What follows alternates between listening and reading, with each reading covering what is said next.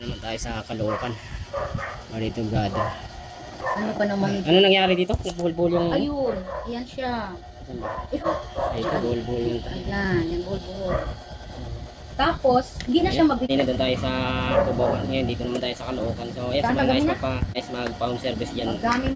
Yes, sa mga hindi nakakilala sa atin, akong Konsuy Mechanic. Alam mo bang nagtitik? Yes, sa nice magpa-home service dyan. PM nyo na lang ako, kaya comment na lang kayo dyan sa mga videos natin. O, doon nga ako tumingin din eh.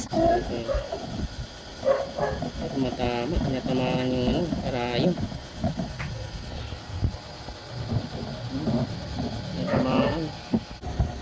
Natamaan talaga karayom. Tayo. Dito lang tayo Ano ba yan? Nabubuksan ba yan? Nawagan lang natin dyan. Dito yung adjustin ng karayom eh.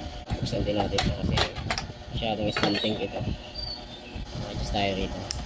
Ikutin lang natin ito bagya. Ay, sinubukan natin siya.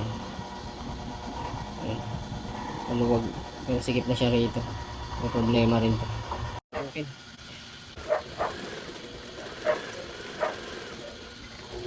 Hindi na siya mukhang kamo. Hindi na.